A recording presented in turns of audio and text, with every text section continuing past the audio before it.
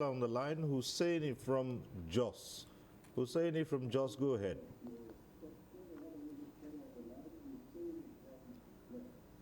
Yes. Yeah, good evening, sir. Good evening. Good evening to your team of guests over there. My major issue when we talk of export in Nigeria and we want to go beyond in Africa, non-export and non-oil export, I think things like mining, the mining product are included. Because if you look at the trajectory the world is going into now, definitely mining is one of that sector that should be able to boost our export. Because we have a lot of mineral in the country, but the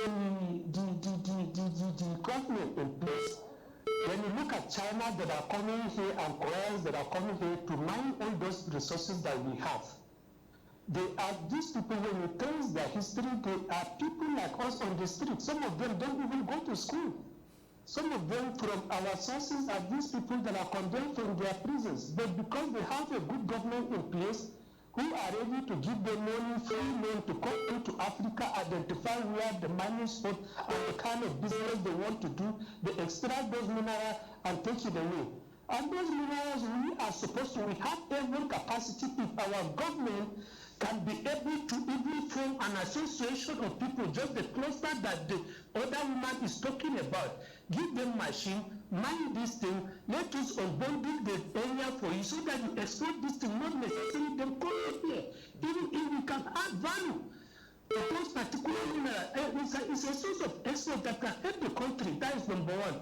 Look at the yam. Of recent, I learned that Ghana here, we have yam more than Ghana, but Ghana are recognized as one of the countries that is exporting yam. When Nigeria that is farming, and the painful aspect of it, the yam is farmed in my area. I'm from Southern Plateau. So you see, there are quite a lot of things. Look at Ondo State today. If you go to the bush in the Ondo State, you see a lot of wheelbarrow cutting of our wood. They will take it over. Chinese are taking it over. Our Nigerians are doing nothing. They don't have anything to do because we don't have money. We have the money, but the government are not releasing. So my sister, who is director of the Expport Promotion Council there, you need to sit down with the government. Let us have a direct and a very conscious mechanism where youth that are going out of school, I'm telling you, we give them money, form a cluster of them, go state by state. What are those things that we need to? Agriculture, yes, is good, but there are quite areas that we can get money to move an agriculture product like cassava and all these things that we are talking about. Okay. Thank you. Thank you very much, Husseini from Jos. I guess that our guests here would respond appropriately to issues you have raised. Yes. Okay, so right. let me just say for solid mineral. Of course, solid mineral, just like agriculture, if Nigeria even decides to focus only on these two sectors alone, we will be able to get out of the economic quagmire that we found ourselves. However, there is a lot of infrastructural input that needs to be done. The question is, why do you want to take precious mineral without, you know, beneficiation, where you are able to by the time you finish, you are able to get the different minerals. Because what happens today is that you get a particular solid mineral that contains maybe 7 other minerals, and then because they know you don't have the right kind of equipment to extract the minerals, what they will do is to price you with the one with the lowest composition. That way they are taking 7 minerals, they're taking 7 minerals at the price of 1. So one of the things that needs to be done, it has to be a handshake between the private sector and the government. Government cannot do it alone, but the private sector also have to be able to see the opportunities. The problem is that investors are not able to see the opportunities. They are also afraid of policy somersault, because you don't want to go and invest money in something and then tomorrow government policy comes and then you will lose money. But if they are assured, number one, people can set up this thing, because the question is the equipment in question, how much is it? It's not more than the price of what one person will buy a car of 2025 or 2026 or buy a private jet.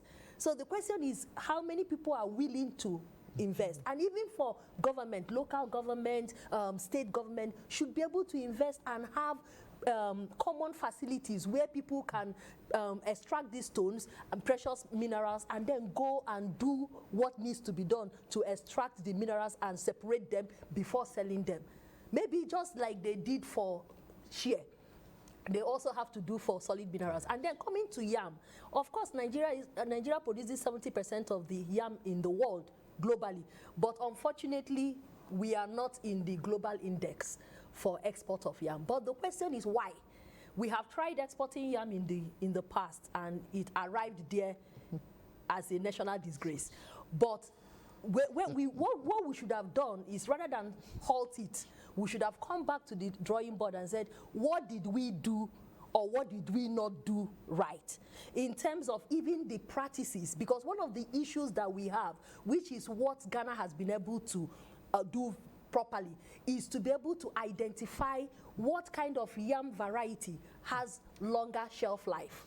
What are the farming practices that you need to do to ensure that it doesn't reduce? Because some farming practices, if you apply chemicals, it will reduce the lifespan, the shelf life of tubers or even any crop. Because imagine in the 80s, people were able to buy yam instead of the yam to even up to 90s. When you buy yam, after a while the yam dries up, it doesn't go bad. But today you see a yam, the yam is fresh, it's looking fresh, but by the time you open it up, it has gone bad. All of these are because of residue from chemicals and all of that, but we need to do something to ensure that we're able to. Let's quickly point out that there's already the SMDF, which is working with artisanal miners. Okay, yes, you'll chip in that a moment, but let's get through to Uzo, who's calling in from Enugu.